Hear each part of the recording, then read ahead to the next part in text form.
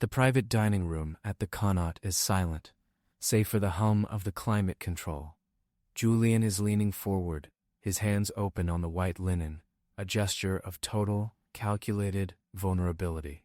He has just spent 5 minutes dismantling his own ego in front of the board. "I was monstrous," he says. He doesn't look away. His eyes are a flat, expensive gray. "I let the pressure of the merger cloud my judgment. I cost you a week of sleep, and I nearly cost this firm its most brilliant mind." I feel the eyes of the 4 directors on me. They are holding their breath, their forks suspended.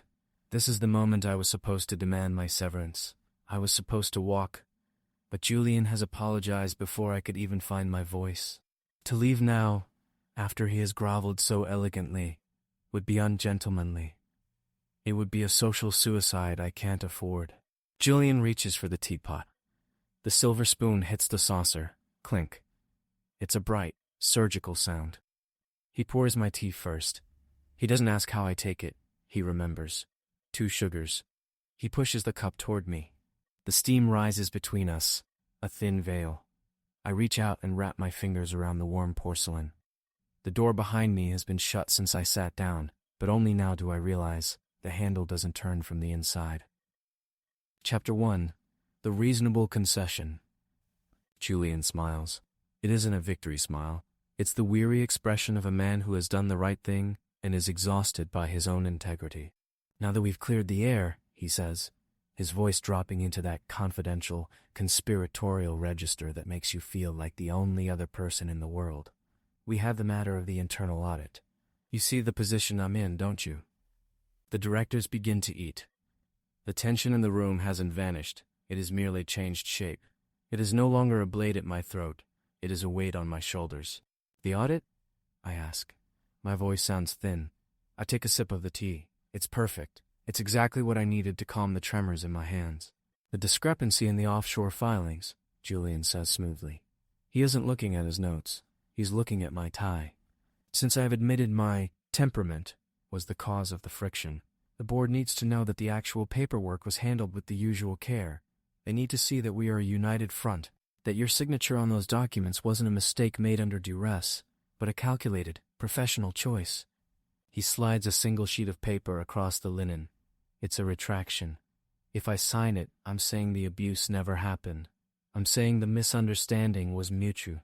"It's just a formality, really," one of the directors mutters, not looking up from his sea bass. "Saves everyone the mess of a tribunal. We'd hate for your name to be associated with a different exit, not at your level." Julian's hand remains near the teapot.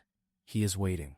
He has given me the apology I wanted. He has given me the tea I like. Now, he is waiting for the payment. "It's for the best, isn't it?" Julian asks. He isn't threatening me.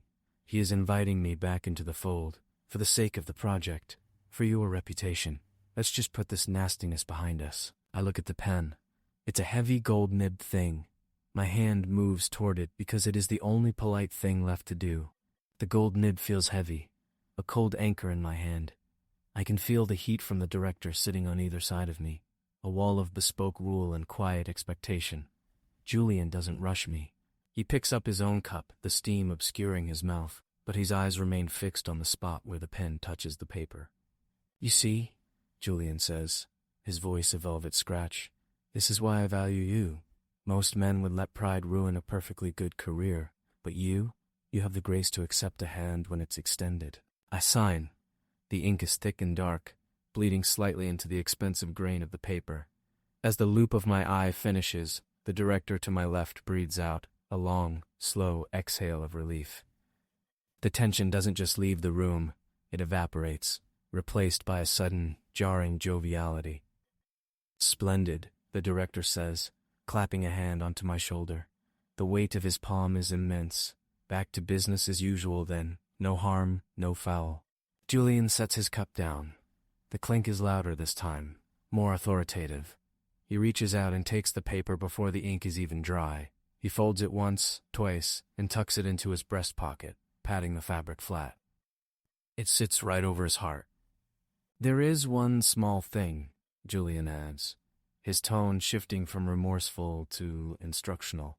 "Since we've established that the filings were intentional, The regulators will need a primary point of contact for the previous quarter's adjustments. Since your signature is already the gold standard on those files, I've told them you'd be happy to lead the deposition, alone. My stomach drops. The tea feels like lead. Alone? Julian, those adjustments were your directive.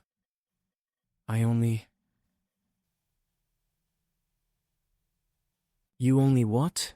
Julian interrupts, his smile remaining perfectly intact, though it no longer reaches his eyes. You just signed a document stating there was no duress, no pressure, no monstrous behavior. We are friends again, aren't we? And friends don't blame each other for professional choices. He stands up, and the rest of the board follows suit in a synchronized rustle of silk. The waiter appears instantly, pulling my chair back just enough to force me to stand. Julian reaches over and adjusts my tie, his knuckles grazing my throat for a fraction of a second. The regulators are in the lounge, Julian whispers, leaning in so close I can smell the Earl Grey on his breath. I've told them you're eager to take full responsibility for the success of the filing. Don't make me out to be a liar after I've been so honest with you. He turns toward the door, the others trailing behind him like a wake. I am left standing by the table, the silver spoon gleaming in the low light, realizing that an apology isn't a gift. It's a receipt for a soul. The lounge is colder than the dining room. It's a space designed for interrogation disguised as comfort. Deep wingback chairs, low amber lighting, and the scent of expensive tobacco that soaked into the wallpaper over decades. Two men in charcoal suits wait by the fireplace. They don't stand when I enter. Julian isn't with me now. He's standing in the doorway, framed by the light of the hallway, a silhouette of a man who has successfully offloaded a tragedy. He has all the details, Julian tells the men, his voice echoing with a hollow, supportive warmth. He's been the architect of our compliance strategy for months. I'm just here to ensure he has the floor. I take the seat opposite the regulators. The leather is cold. One of the men opens a briefcase and pulls out a recording device. He places it on the low table between us. The red light of the record button flickers to life. A small, bleeding eye. Let's start with the March filings, the man says. Mr. Julian says these were your solo initiatives, that the diversion of the capital was your specific recommendation to avoid the excise tax. I look toward the door. Julian is still there, leaning against the frame, buffing his signet ring against his lapel. He catches my gaze and nods, a slow, encouraging gesture that says, "Remember the apology." If I contradict him now, I am the liar. I am the one who accepted a bribe of tea and a hollow sorry to cover up a crime. By accepting his remorse, I validated his version of reality. The March filings, I repeat. My tongue feels heavy, coated in the sweetness of the sugar he gave me. Yes, Julian chimes in from the shadows. Tell them how proud you were of that solution, Ilara. Tell them how you insisted it was the only way. He uses my name like a leash. I look at the recorder. If I speak the truth, I am a disgruntled employee with a signature on a confession. If I lie, I am his shield. The silence stretches, becoming a physical pressure in my ears. Julian's watch glints in the doorway. It was my recommendation, I say. The words are ash. Julian smiles, steps back, and closes the door. The click of the latch is the last thing I hear before the questioning begins in earnest. The apology wasn't the end of the conflict. It was the purchase of my silence.